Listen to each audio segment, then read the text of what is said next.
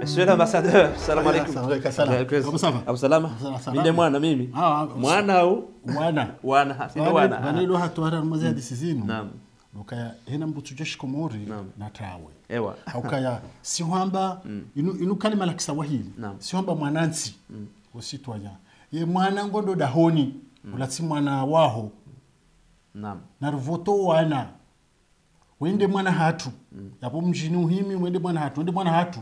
Ulakiti nafasi ruka humzaya. Mzaya naam. Donc kaza namba kanga mjo tsaha mwana.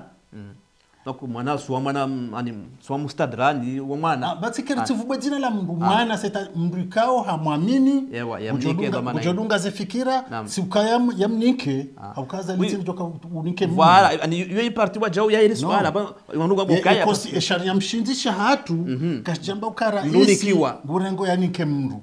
Shangu jotsungu wa mndu ya mumiliye hau yambiwa ndo hewa mumiliye. Abunge kahamba mwana yabo mbrikao hamwamini.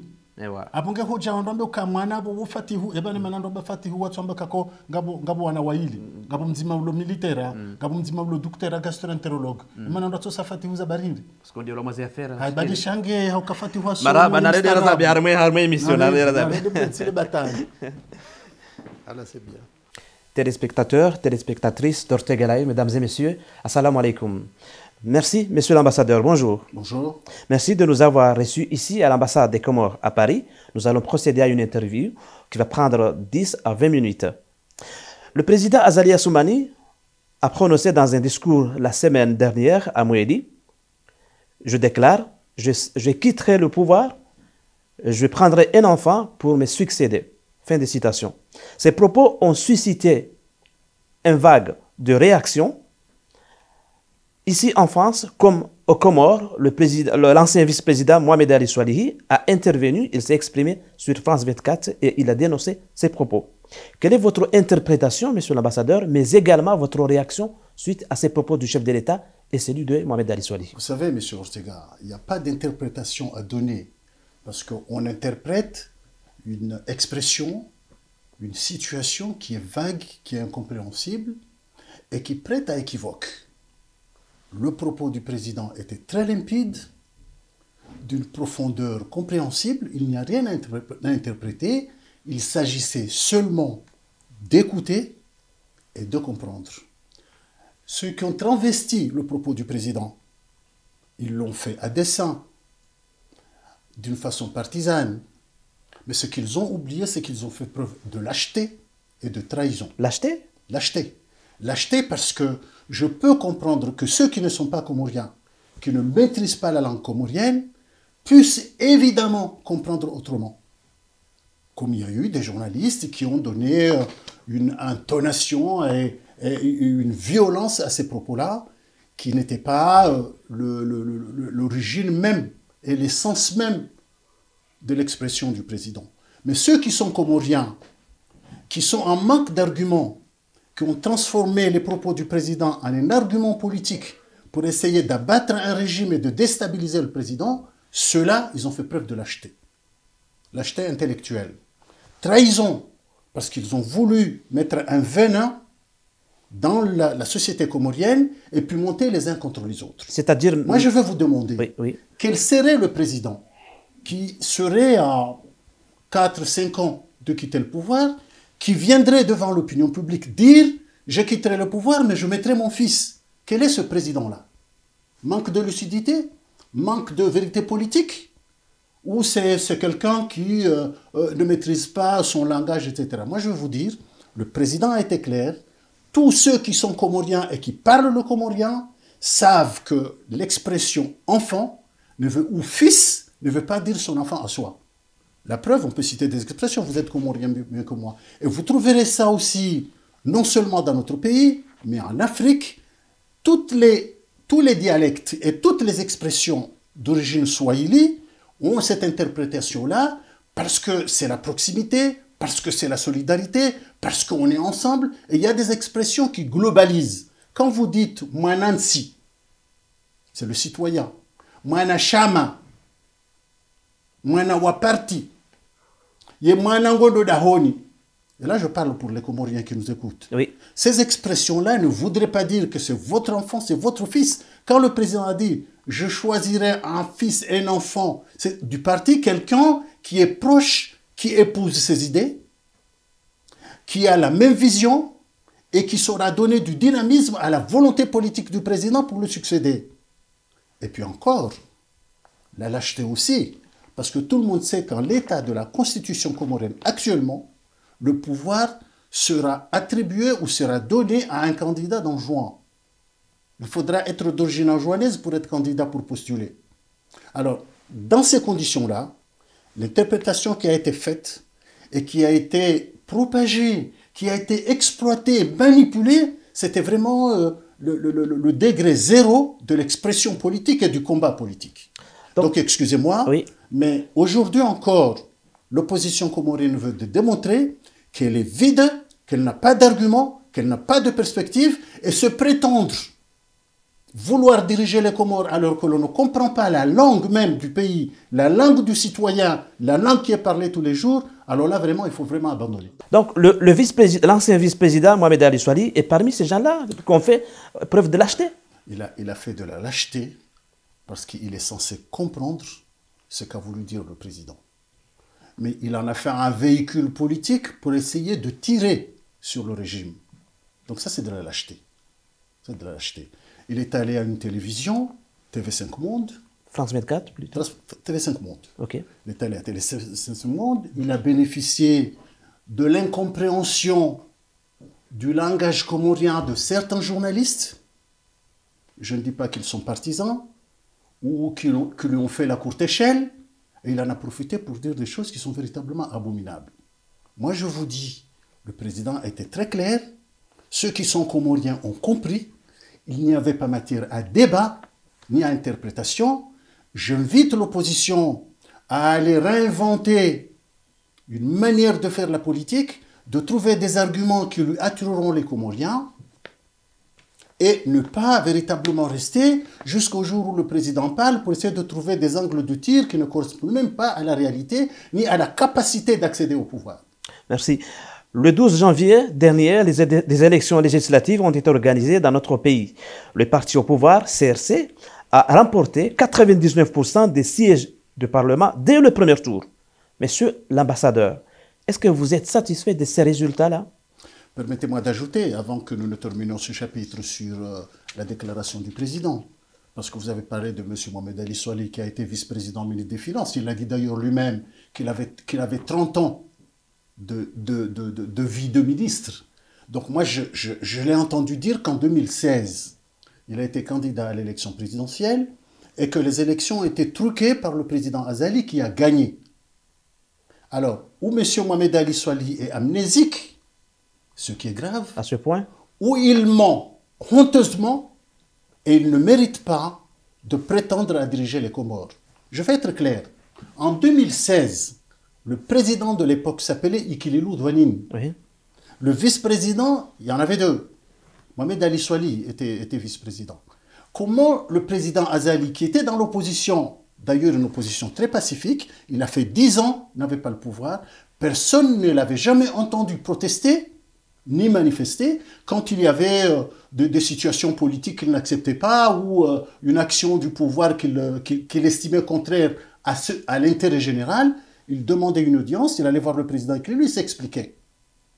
Donc il s'est gardé en tant que citoyen chez lui tranquillement. Il s'est gardé parce qu'il est parti dans la petite porte. Il a été hué. Non, ce n'est pas le... hué, c'était la volonté. Il a été hué. Oui. C'était des militants du président Sambi qui venait de gagner les élections lors de l'investiture qui l'ont hué. Et ça, c'est aussi déplorable parce que ce n'était pas la démocratie. Le président Azali, pour venir sur ce point-là, a décidé de venir à la cérémonie d'investiture du président. C'était très courageux de sa part, mais on n'humilie pas, on ne crie pas sur une personne qui a fait l'unité nationale, qui a réconcilié les Comoriens, et dans la déchirure qu'il y avait,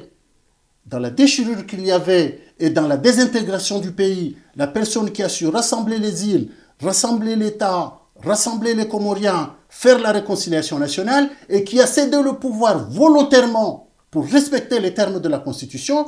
Ce monsieur-là qui accepte de venir à la cérémonie d'investiture, on ne le hue pas, on ne crie pas, on ne l'insulte pas. Il a été courageux, il est resté jusqu'à la fin, mais c'était indigne. Voilà, c'était très bien. Monsieur l'ambassadeur, revenons sur le sujet. Pour revenir à ce que je disais, le président Azali a été candidat en 2016. Il était dans l'opposition, 10 ans hors du pouvoir. Ce n'était pas lui qui aurait manipulé les élections pour faire en sorte à ce que M. Mohamed Soali n'a pas gagné. Donc, quand Mohamed Ali Soali dit qu'il a gagné, mais que le président Azali a truqué les élections, c'est véritablement de la forfaiture. Voilà. D'accord. Revenons sur les élections législatives dernières qui ont été passées le 12 janvier. Le CRC, parti du pouvoir, a remporté 99% dès le premier tour. Est-ce que ces élections, ce sont des élections qui reflètent de la réalité des urnes? Vous êtes convaincu, vous êtes fier de ce résultat, monsieur l'ambassadeur? Je vais vous faire une révélation. C'est peut-être même un secret. Vous savez, chez nous, dans notre pays, et vous le savez, les députés, on ne les nomme pas, on ne les désigne pas. Les députés sont élus par les électeurs. Alors, si vous avez des réprimandes, et vous voulez gronder des gens, allez gronder les électeurs. Moi, en tant que journaliste, je ne vous gronde pas, je pose des questions. Non, mais je dis, parce que si vous dites qu'on a triché... Je n'ai pas dit que vous avez triché. Non, mais je pose la question, êtes-vous satisfait de cette résultat? Mais comment voulez-vous, si les électeurs... Mais on va chez les électeurs pour demander aux électeurs de choisir les candidats qu'ils souhaitent, qu'ils veulent. Et s'ils ont choisi notre parti, la majorité présidentielle, est-ce qu'on va s'en plaindre? Non. Donc, ce sont des élections libres, transparentes, selon vous. Mais allez demander aux observateurs qui étaient là. Vous aviez des observateurs de l'Union africaine, de la francophonie et bien d'autres. Personne n'a contesté ces élections-là. Je comprends. La question que vous devez... Je comprends quand l'opposition dit on a triché, etc. Mais la question que vous devrez vous poser, et l'opposition aussi, pourquoi l'opposition ne gagne pas? Pourquoi la parole de l'opposition n'impacte pas? Pourquoi l'opposition n'arrive pas à s'installer dans la comorialité et dans le cœur des électeurs? C'est bien la question. Donc l'opposition doit revoir sa stratégie, à étudier une manière de faire. Vous savez, le président Azali, il a de la crédibilité. Et il a de la crédibilité attractive, comme on dit. C'est-à-dire qu'il a fait des choses, il a agi, les Comoriens lui sont reconnaissants. Donc chaque fois qu'il présente des candidats aux élections... Il gagne dès le premier tour. Non, mais le premier tour ou deuxième tour, mais les Comoriens veulent bien que ce soit lui. Et lui donne une majorité pour pouvoir continuer à travailler. Lui, il agit. Et l'opposition est, si vous voulez, dans le commentaire. Lui, il est dans l'opérationnel, si vous voulez. D'accord. Le président est dans l'opérationnel et l'opposition dans le sentimental. Je veux bien, c'est la dispute, on veut aller au pouvoir, oui, mais il faut trouver des arguments, une certaine crédibilité, aller convaincre les Comoriens qu'ils doivent vous choisir, vous. L'opposition n'a pas trouvé l'angle de tir encore. Donc je reviens sur la deuxième question. Nous n'allons pas nous plaindre que les électeurs comoriens ont choisi une majorité favorable au président parce que le président a un bilan. Et ce bilan-là, il est positif. Merci. Sur la suite de la question, les partis des oppositions ont appelé au boycott de cette élection. Ils ne se sont pas présentés. Ceci explique que la prochaine législature sera monocolore, comme d'ailleurs la précédente. Monsieur l'ambassadeur, cette attitude ne met pas en cause la démocratie de notre pays, de notre Parlement? Non, on ne peut pas remettre en cause la démocratie dès lors qu'il y a des élections qui ont été ouvertes, qui ont été inclusives. Libres et transparentes. Vous bien sûr, je vous dis, allez voir et demandez à tous les observateurs étrangers qui étaient là, la preuve, là où il y a eu des quiproquos et des choses qui étaient incompréhensibles, la Cour constitutionnelle, la Chambre constitutionnelle, a annulé ces élections-là. Et quand l'opposition disait à un certain moment qu'il n'y a pas de Cour constitutionnelle, que la Cour constitutionnelle a été annulée, qu'elle n'existe pas, etc., voilà la preuve par 10 qu'il y a une Chambre constitutionnelle qui est assez puissante, qui est indépendante et qui a su annuler et corriger des élections. Tenez, le Maître Mzimba a gagné. Il est de l'opposition. Il a un parti politique qui s'appelle Paris. Il a gagné les élections à 50,21%. Pourquoi lui, il a gagné? Je ne l'ai pas entendu dire qu'on a triché. Et pourtant, il est de l'opposition. Mais parce que lui, il est sur place, il travaille le terrain, il va voir les électeurs. Il a battu qui? Le ministre des Finances qui est de la région, des responsables de l'administration centrale qui sont là, qui sont engagés pour le candidat du pouvoir. Et ce candidat-là a été battu parce que Mzimba a travaillé le terrain. Les autres veulent rester en marge de la réalité, raconter des histoires, crier sur le pouvoir, mentir, etc., travestir la vérité, devenir les ingénieurs du chaos, appeler à la violence. Et vous croyez que les Comoriens vont les suivre pour aller voter pour eux, alors qu'ils ne savent même pas qu'est-ce qu'ils proposent pour le pays? Ça, je vous dis jamais. Il faudrait qu'ils changent de stratégie. Merci. Une dernière question sur notre première partie de l'interview. Le Parlement est la vitrine de la démocratie. Vous savez parfaitement bien, monsieur l'ambassadeur, en formant un Parlement sans contre-pouvoir, ce Parlement ne perdra pas sa valeur démocratique. Non, mais la démocratie, ce n'est pas seulement parce qu'il y a des partis d'opposition. La démocratie, c'est le débat. Mais c'est la vitrine, le débat. Non, oui, le débat, c'est entre deux partis opposants. Non, non, mais pas obligatoirement. Ah. Les députés oui, ont été élus. Il peut y avoir un projet de loi, une proposition de loi qui divise les députés, même s'ils sont... Écoutez, nous avons le même parti, mais à l'intérieur du parti, vous avez des personnes qui sont pour ou contre une idée émise ou un projet émis. On débat en interne. Vous savez que le parti-là a interdit de s'opposer. Oh, c'est même de l'Assemblée, vous... Non, non, non. Si. Non. Oui. Il y a un règlement qui dit, s'il y a un député élu sur la liste du parti politique, un parti politique, soutenu par un parti politique, et qu'à la fin, à l'Assemblée, il change de bord et rejoint un autre parti, il est automatiquement exclu. Mais c'est ça le débat. Non, le débat, ce n'est pas celui-là. Le débat, ce n'est pas de changer de parti. Le débat, il peut être interne. Moi, je connais des situations à l'intérieur de la CRC, la Convention pour le renouveau des Comores, à l'intérieur de la majorité présidentielle, où il y a des débats sur certaines situations. Donc la démocratie au Parlement, cela ne voudrait pas dire qu'il faut y avoir des partis. Si les Comoriens n'ont pas décidé d'élire des candidats de l'opposition, c'est à eux. C'est à eux de décider. Ils ont décidé comme ça. Ils ont élu pour le moment un candidat de l'opposition. Il y a 3 élections qui vont être reprises, 3 scrutins qui vont être reprises. On verra bien ce que ça va donner. Mais de toute façon, si les Comoriens ont décidé de donner une majorité au président, c'est parce qu'ils ont validé la politique du président, sa vision, et ils sont à ses côtés pour lui donner une majorité qui décédera de ses projets. Maintenant, le débat, il pourra se faire en interne par rapport aux projets qui seront proposés. Les militants, les députés, ils ne sont pas embrigadés, ils ne sont pas menottés. On ne leur a pas demandé toujours d'être des godillots, mais le débat, il est en interne, comme il est à l'intérieur du parti, et dans le bureau politique, et dans le comité central, appelons ça comme ça pour que les gens puissent comprendre. Il y a toujours des débats. Les gens se réunissent, discutent de ce qu'il faut faire. Après, la démocratie, c'est quoi? Quand on en a discuté, la majorité a décidé, là après, tout le monde obéit. Ça, c'est le principe de loyauté. On peut ne pas être d'accord sur un point, mais une fois que la décision est prise, que la majorité a décidé, ou que le président a dit, c'est par là qu'il faut y aller, par principe de loyauté, on obéit et on agit. Voilà. Merci, monsieur l'ambassadeur. Nous reviendrons après la pub. La promo d'Agonet continue jusqu'au 31 janvier 2025. Bénéficiez de 25% de remise sur votre abonnement pour profiter du meilleur de l'illimité à la maison. Payez 58 500 francs pour 3 mois de connexion au lieu de 78 000 francs et Yas vous met gratuitement à disposition l'équipement et l'installation.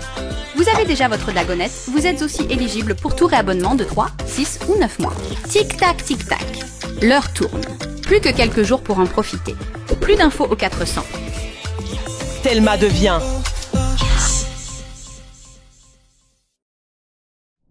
Merci, monsieur l'ambassadeur. Nous continuons notre émission. Deuxième partie consacre sur la routine de l'ambassade des Comores à Paris. Alors, il y a quelques mois, nous avons observé un retard lié à la délivrance des passeports ici à l'ambassade des Comores à Paris. Est-ce que ce problème est résolu, monsieur l'ambassadeur? Non, mais c'était une tempête dans un verre d'eau. On a fait du bruit pour rien. C'était une situation passagère, elle a été réglée. Mais évidemment, comme d'habitude, certains ont voulu tirer chacun de son côté pour essayer de casser du sucre, permettez-moi l'expression, sur le dos de l'ambassadeur, salir l'ambassade, etc. Mais la situation est devenue à la normale. Vous savez, il y a des épiphénomènes comme ça. La responsabilité, le leadership, c'est de savoir les gérer et ne pas rentrer dans une polémique inutile qui ne fera que perturber le travail habituel dont nous avons la responsabilité. D'accord.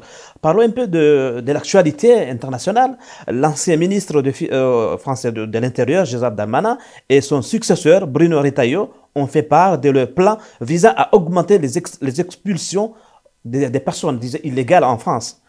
Il arrive parfois qu'ils ont heurté au refus des consulats et des ambassades de leur délivrer les laissez-passer afin de pouvoir permettre d'expulser des sans-papiers. Alors, avez-vous déjà connu une telle situation ici? Non, mais vous savez, je ne vais pas commenter la situation en France. J'ai des limites dans ce cadre-là et dans cette capacité-là. Nous avons l'obligation de respecter la loi française. Nous vivons un moment politique en France qui est très palpitant, important, qu'il faut suivre. Vous avez les élections présidentielles en 2027. Il y a des positionnements, il y a des partis qui prennent position, il y a des sujets qui sont brûlants, comme le sujet de l'immigration, comme le sujet de la dette, etc. Donc, cette déstabilisation interne au pouvoir français ne doit pas nous faire perdre la responsabilité de respecter le droit français et la loi française. Maintenant, une fois que ça a été dit, il y a des cas particuliers. Nous, bon, c'est très rare que ces choses-là arrivent, mais nous analysons, nous regardons qu'est-ce qu'il y a, pourquoi il y a une expulsion, on regarde. S'il y a une capacité à défendre la personne, on le fait. Si c'est véritablement désespéré, on ne peut pas ne pas agir en faveur de la demande des autorités françaises. Il y a des ambassades et des consuls qui sont ici, qui refusent de délivrer. Est-ce que c'est le cas ici? Vous avez... Non. Je prends l'exemple. Oui. Mais vous refusez jusqu'où et jusqu'à quand? Pour créer des crises diplomatiques qui véritablement n'ont pas de sens. Deuxièmement, supposez que quelqu'un qui est d'origine comorienne, qui a été emprisonné à Mayotte, puisque c'est le cas, et qui est venu purger sa peine ici en France. Au sortir de la prison, les autorités françaises demandent à ce qu'il soit rapatrié sur les Comores, parce qu'il est comorien. On analyse la situation. Si vous refusez, moi j'ai la responsabilité de bien regarder, parce que je ne veux pas mettre en danger toute la diaspora comorienne en France, qui est composée de gens qui sont franco-comoriens, qui ont des cartes de séjour, et d'autres peut-être non, qui sont à la recherche d'une situation administrative. Je ne veux pas les mettre en difficulté pour qu'ils soient mêlés et agglutinés à ces personnes qui sont véritablement marginales et qui ont des situations un peu catastrophiques, des accidents du temps qui passe et des accidents de l'histoire, une véritable tragédie pour leur destin. Mais on est obligé de regarder, c'est au cas par cas, si véritablement il faut céder ou ne pas céder. Mais si je ne cède pas, c'est parce que j'ai des arguments. Je ne veux pas jouer à la roulotte pour dire je refuse si véritablement il n'y a pas d'argument. Et j'essaie de regarder au cas par cas. Donc vous avez répondu toutes les demandes des... Non, mais ce n'est pas souvent qu'on nous demande. C'est pas souvent. Je vous dis, je ne veux pas étaler ici le travail que nous faisons régulièrement, parce que c'est... Mais je regarde le dossier et on essaie de voir qu'est-ce qui peut être fait, qu'est-ce qui peut être fait. Vous savez, le travail d'ambassade qui concerne la protection des citoyens de votre pays, ce travail-là, il est fait en amont et en aval. En amont, bien avant, j'ai l'obligation d'expliquer aux Comoriens de France qu'ils doivent respecter la loi française. Que ce n'est pas leur pays, mais c'est un pays d'accueil qui les a acceptés. Et que de ce fait, ils sont tenus de respecter la loi. Ça, c'est un. Maintenant, si quelqu'un fait une faute, il enfreint la loi, il est attrapé, il est jugé. Il ne sera pas protégé par l'ambassade. L'ambassade intervient, selon la Convention de Vienne, sur les relations diplomatiques, pour faire un travail consulaire qui existe à quoi faire. Voir si la personne a été arrêtée dans les normes, si ses droits sont respectés. Mais quant à la défense du délit ou du crime qu'il aurait commis, c'est à lui-même de se trouver un conseil. Voilà. Et après, on regarde la suite. Moi, je ne veux pas extrapoler comme ça, prendre des positions de principe, etc. On est dans un pays étranger. Je représente un État étranger. Je suis tenu de respecter la loi de ce pays. Mais là, dans le cadre du règlement, dans le cadre des conventions internationales, je regarde au cas par cas, et puis je discute avec l'autorité française. Est-ce que c'est un sujet qui relève de la diplomatie ou qui relève de secret professionnel, de nous dire le chiffre? Combien avez-vous délivré pour faire passer les... Mais délivré à partir de quand? C'est ça le problème. Depuis que vous êtes à la tête de l'ambassade des Comores à Paris, vous avez délivré des laissez-passer qui permettent aux autorités d'expulser. Je vais vous prendre un exemple qui est très éclatant. D'accord. Et qui va illustrer, qui est illustratif du travail que nous faisons. Vous avez un monsieur qui est venu ici, qui a une bourse pour aller au Maroc pour apprendre le métier d'imam. La personne revient en France affecté dans une région, dans une ville, pour être chef d'une mosquée. Et il faisait les prêches. Le monsieur, il fait des prêches contre la France, il fait des prêches contre les femmes. C'est un Comorien ou exemple? C'est un Comorien, Ok. etc. Attrapé, etc. Il se trouve que sa femme est venue de Dar es Salaam. En 2018, elle n'a pas prolongé le visa, ses enfants, etc. Tout un tas de problèmes. On nous a saisis. Je demandais au monsieur d'écrire une lettre d'excuse pour demander pardon. Et que finalement, les propos qu'il aurait tenus à plusieurs reprises étaient des propos mal déplacés, mal interprétés. Le monsieur a dit non, j'ai traduit le Coran, je maintiens ce que je dis. Je lui ai dit, parce que c'est la vérité, je lui ai dit, vous avez traduit ce que vous avez compris. Mais vous n'avez pas traduit la vérité du Coran. Et voilà, ça se retourne contre vous. Le monsieur, il dit, non, il a refusé. Vous voulez que je fasse quoi? Je signais, il a été expulsé. Actuellement, il est au Comores? Il est au Comores. Bon, il est allé là-bas, il a fait une conférence de presse, il a dit l'ambassadeur ne m'a pas défendu, mais ça c'est autre chose. Un monsieur qui fait des prêches dans une mosquée, qui dit des choses qui sont contre la loi française, qui a été dénoncé, jugé, il a fait appel, l'obligation de quitter le territoire français lui a été délivrée. Et on lui a dit, vous devez quitter le territoire parce que vous n'avez pas vocation à rester ici. Alors, on est venu, ils nous ont saisis trop tard. Mais quand ils nous ont saisis, j'ai essayé de trouver une manière de lui dire, de faire en sorte à ce qu'il puisse rester. Le monsieur n'a pas voulu. Je vous donne cet exemple-là. Donc, il n'y a pas un exemple ou des exemples qui sont véritablement illustratifs. Mais ça, c'est un cas particulier. Mais moi, je vous dis, c'est au cas par cas. On regarde. C'est pas par tonne que les gens viennent. Ce sont des cas particuliers. Si on peut aider, on le fait. Si on ne peut pas aider, on ne le fait pas. Parfait. Monsieur l'ambassadeur. Je ne veux pas mettre la diaspora comorienne en France en difficulté. Vous voyez? Donc là, évidemment, les uns les autres peuvent évidemment extrapoler, essayer d'accuser comme d'habitude, etc. Là, je reviens sur tout ce qui se dit, parce que moi, je comprends, nous avons des oppositions qui regardent ce que nous faisons, qui des fois interprètent, qui des fois voilà, disent des choses, etc. Je me réfère à ce qu'a dit le vice-président Mohamed Ali Soili dans cette interview-là, quand il a dit que les Comores, c'est une prison à ciel ouvert, etc., que finalement, il a fui parce qu'on a... Enfin, on met tout le monde en prison. Mais s'il était courageux, il aurait pu rester pour faire face au tribunal, devant les accusations qui sont portées contre lui. Mais il a quitté les Comores une semaine avant le procès. Le vice-président Nourdine Bourhan et M. Dossar, qui était directeur de cabinet du président Sambi, ensuite ministre des Finances, ils sont restés, ils sont là, ils sont allés au tribunal, ils se sont expliqués devant le juge, ils ont été relâchés ou jugés, de toute façon ils sont libres. Donc aussi, ils ont eu un privilège? Non, mais c'est-à-dire qu'ils ont fait face à la justice, ils ont expliqué leur position, les juges les ont compris, ils ont été relâchés, de toute façon ils sont libres. Donc là ils étaient courageux, parce qu'ils n'ont pas fui. Monsieur Mohamed Ali Soili Mamadou a fui parce qu'il est parti une semaine avant. Et c'est lui qui vient nous dire, là, que les Comores, c'est une prison à ciel ouvert. Pourquoi on n'est pas allé chercher des gens dans tel village ou dans tel village, mais ce sont des gens qui sont ciblés. Aux Comores, c'est comme dans tous les États. Quand on enfreint la loi, évidemment, on est jugé.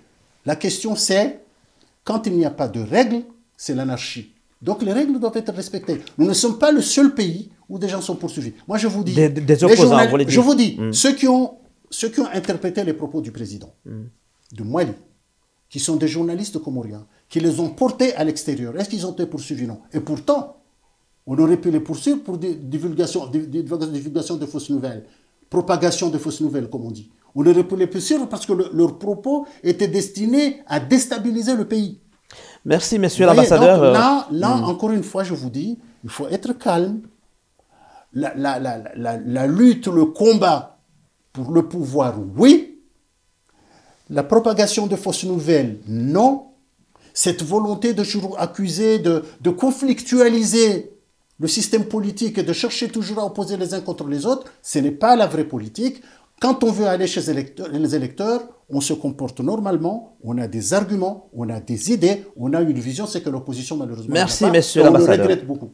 Merci. Alors, une dernière question. Des personnes, nous avons appris qu'il y a des personnes qui travaillaient ici, mais ils n'exercent pas ici à l'ambassade, mais ils continuent de rouler avec des voitures qui portent les plaques diplomatiques de l'ambassade des Comores en France. Est-il vrai? Si c'est vrai ou faux, pourquoi ces gens-là roulent toujours avec des voitures de l'ambassade? Allez leur demander. Il y avait des personnes qui étaient... Mais vous êtes le chef. Non, mais il y avait des personnes... Moi, je n'ai pas la police entre les mains. Il y a des personnes qui ont travaillé ici, et c'est depuis très longtemps, qui ont été affectés, comme tout le monde, qui ont acheté des voitures personnelles quand ils étaient en service, ce n'est pas des voitures de l'État, qui ont été immatriculées avec des plaques diplomatiques, soit en K, soit en CD, et quand ils sont partis, ils ont amené leur véhicule avec les plaques diplomatiques. Moi, quand je suis arrivé, j'ai trouvé la situation, j'ai écrit à chacun d'eux, je n'ai pas eu de réponse. J'ai alerté, je n'ai pas eu de réponse. J'ai envoyé des gens les voir. Personne n'a répondu. J'étais obligé de saisir le Quai d'Orsay pour dire telle personne et telle personne qui travaillaient à l'ambassade sont partis avec les plaques minéralogiques diplomatiques. Éventuellement, s'il devait y arriver quelque chose, j'en porterai pas la responsabilité parce qu'ils peuvent transporter de la drogue, c'est possible. Ils peuvent se retrouver dans des situations conflictuelles avec le droit. Je n'en porterai pas la responsabilité et j'ai demandé au Quai d'Orsay de tenir compte de cette situation et de ne pas regarder vers nous et se retourner vers nous si éventuellement quelque chose se faisait d'anormal et de contraire à la loi, et au droit français, au règlement. Donc voilà. Maintenant, le reste, c'est au gouvernement français de s'en occuper. Combien de voitures? À peu près, bon, je compte, hein, il y a 7, 8, 9. Waouh! Voilà. Et ce qui m'étonne, c'est qu'il y a eu des gens quand même qui étaient dans une hiérarchie assez élevée, ici à l'ambassade, qui sont partis comme ça. Il y a 2 ou 3 véhicules qui sont partis aux Comores, avec les plaques, je ne sais pas qu'est-ce qu'ils allaient en faire. Et ces personnes-là ne peuvent pas dire qu'ils ne savaient pas que quand on quitte l'ambassade avec son véhicule, une fois qu'on a cessé d'être au service de l'ambassade, on rend la plaque de la voiture, la plaque minéralogique. Ils ne l'ont pas fait, c'est regrettable. Je considère que c'est un abus. Vous pouvez les poursuivre, comment? Non, mais ce n'est pas la peine de les poursuivre aux Comores. J'ai saisi le ministère de l'Europe et des Affaires étrangères, le service du protocole. J'ai informé. Maintenant, c'est à eux, s'ils veulent saisir le ministère de l'Intérieur ici pour demander à ce que la police les arrête et enlève les plaques. Si la police ou le gouvernement français veut les poursuivre, ça ne relève pas de moi. Moi, mon devoir, c'était d'informer parce que je ne voudrais pas que demain, ou s'il arrivait quelque chose, on se retourne pour dire que c'est un véhicule diplomatique de l'ambassade des Comores. D'ailleurs, sur ce sujet, il y a des gens qui ont été ici, ils étaient transférés à Moroni, mais paraît-il qu'il y a d'autres qui ne sont pas encore allés à Moroni. Oui, mais ça, chacun peut raconter tout ce qu'il croit et tout ce qu'il a vu. Moi, je me conforme à la réalité, aux faits, je suis factuel. Ces personnes-là sont parties. Je suis venu trouver une situation de personnes qui travaillaient ici, qui sont parties avec leur véhicule, avec les plaques minéralogiques diplomatiques. J'ai constaté, j'ai écrit à ces personnes-là, ils n'ont pas répondu. Je répète, j'ai envoyé des émissaires pour aller leur expliquer, personne n'a répondu. Ils ont les véhicules, ils circulent dans Paris et dans banlieue et en province parce que ça les arrange.